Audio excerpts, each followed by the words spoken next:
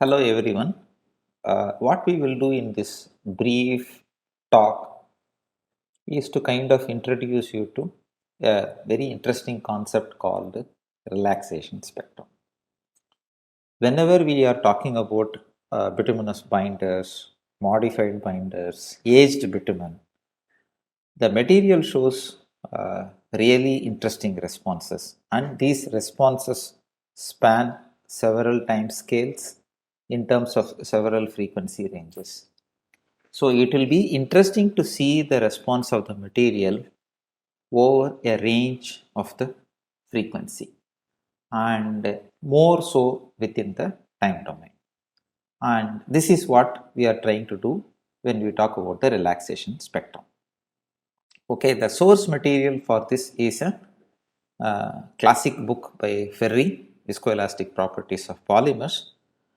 Chapter 3, there are a few pages there. So this is the source material. If you are not able to get it, kindly get in touch with one of us. We will be able to send across some scanned images of this book. Right. Now let us revisit this Maxwell model. Now you know very clearly that this is your Maxwell model, a spring and a dashpot which is connected in series. We are subjecting it to some constant stress sigma, and then there is strains here in these two elements. We call it like this. Now we have already solved, so this is the constitutive equation for this, and we have already solved this for two boundary value problems. One is to apply this load, constant load, and see how much is the deformation. Another is to subject it to a constant strain and how the stress is relaxing as a function of time. And based on our introductory discussions, we know very clearly that this is not really the creep and recovery is not really a characteristic response that you get from Maxwell model when we talk about viscoelastic material. Whereas we can actually talk about stress relaxation. Now the interesting thing that you see here is we can define one stress relaxation time based on the manner in which the stress is relaxing at the fastest rate. That is how we defined it as stress relaxation time, and it will be basically the ratio of the viscosity to the spring constant. That is how the relaxation time is defined. Now the interesting part is many of the real life material cannot really be captured by one single Maxwell model. We might need many Maxwell models. Think of it like each of them as a mixture of many Maxwell models put together. So now the question that we now really want to ask is, so how do we connect these many Maxwell models? So what we can do is the following: we can connect them in series. But when we connect them in series, immediately you will say, because what will really happen when you connect them in series, subject them to some constant load, you are basically going to say that what is the point of connecting them in series, because I can always write all the spring constants in terms of one summation and all the dashpot constants in terms of another summation, and hence there is no difference between this constitutive model and this constitutive model, except that here instead of 1 over r, it is a summation of 1 over ri for this n element, and the same goes for eta also. Okay, so this is not really a smart way of mixing these Maxwell models. So the other way of trying to do will be is to connect them in parallel. This seems to be interesting because when we now try to subject this particular response, you can actually see that when you subject it to a constant strain, depending on the spring and dashpot constants, you are going to basically see that there are going to be different levels of stresses in each of this. So the total one is going to be a summation of, this is your expression that you use for stress relaxation.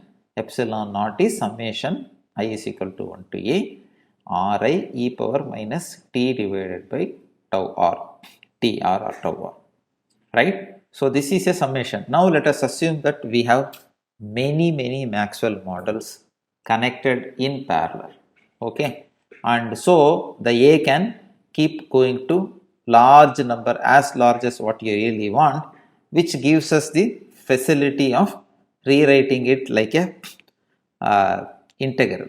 So this is going to be sigma of t epsilon naught integral 0 to infinity. Now you see this function, interesting function, which is the same thing that we have written here.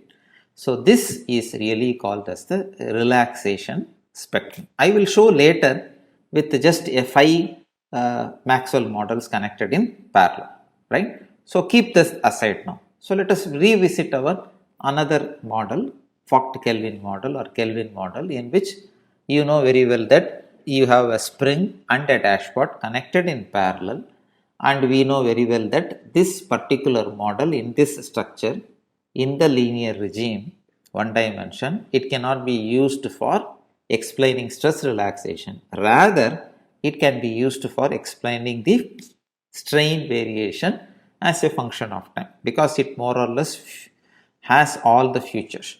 Now if you examine it, you basically know that because of this combinations of springs and dashpot, there may not be any instantaneous strain, but asymptotically this strain will reach a value of sigma naught by r. Okay, asymptotically it will reach the value of what you will get if you just have only one spring. And you will also notice here that in the creep and recovery part, the strain also will asymptotically go to 0. Now what about the relaxation modulus for relaxation for the Maxwell model? Asymptotically it will all go to 0, and that is why you call this as a fluid like response, whereas you call this as a solid like response. So let us understand this very carefully, because this is going to help us to interpret the relaxation spectrum also. Now this is your expression constitutive model that you have.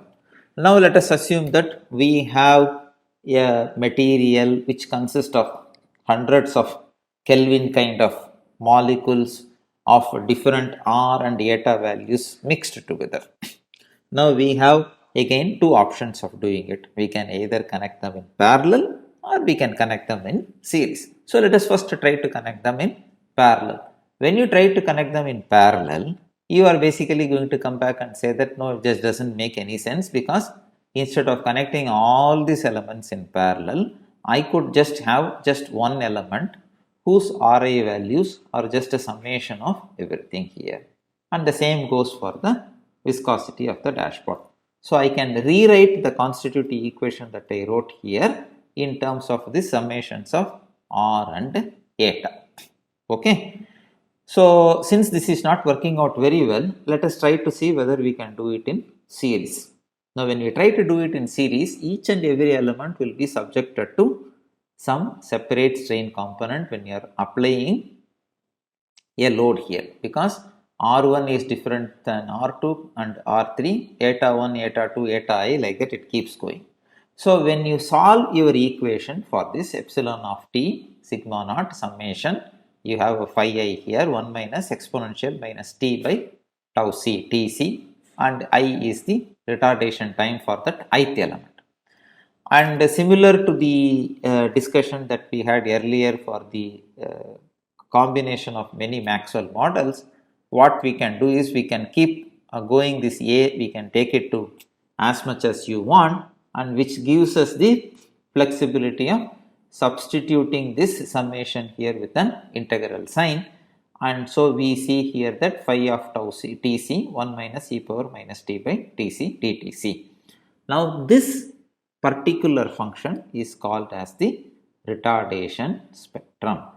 Okay, right. Why do we really need this retardation spectrum or relaxation spectrum? Any real life material does not have one single molecular weight, one single molecule or something. You have thousands and thousands of them, and each of them having a different molecular weight. So if you think of in terms of an ideal polymer, and what we have basically written is number of fractions of the chain of mass m, and this is the molecular weight. So you will see that there is one ideal polymer. Real polymers can have either a narrow molecular weight distribution or a broad molecular weight distribution. So if there is going to be such a distribution, molecular weight distribution, and if we can ascribe to each of the gross macromolecules some kind of a relaxation time, so then what you are also going to see is not one single relaxation time, but basically a spectrum of relaxation time. That is what you are going to say. So let me give you a very specific example. So this is PDMS. PDMS is a gel that is normally used for calibrating rheometers and viscometers. So let us try and do a stress relaxation test and fit the stress relaxation data with 5 Maxwell elements. Now, how are we going to connect this Maxwell element? We are going to connect the Maxwell elements in parallel. So, when we do the Maxwell elements, connect them in parallels, and then when we try to predict the stress relaxation, we see that the first element relaxation time is 0.01, individual relaxation modulus is given here, and it will be very interesting for you to see that as the relaxation time keeps increasing, the modulus keeps decreasing, and so when you plot this in a log scale, log of t to log of g or log of gi, you will see that, let us take the case individual relaxation time 100, this is 10, and so you just take each of these values, plot this in x-axis and plot this in y-axis, you are going to get a nice curve like this. In fact, what you have seen is nothing but the relaxation spectrum. So normal convention is to not use G here, but use H of lambda and lambda. So that is what it is normally done here. So this is the schematic of how the relaxation spectrum can look like for this particular data.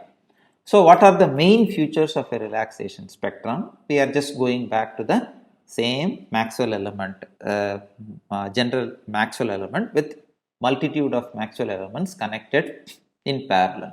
So you can write G of t in this particular way, and so when you want to now write it here, we are just taking this, substituting with an integral, and you will also see that we have actually added one discrete contribution that is possible that it can come, that a discrete contribution can actually come, and if it is a viscoelastic fluid, this discrete contribution is not going to be there.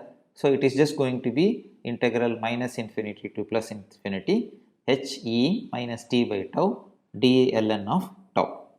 Okay, and normally because of you are looking at a range of time, we always use the logarithmic time scale, as can be seen here. You can see that 0.1, 0.01, 0.11, 10, 100, and it can keep going like 1000, 10,000.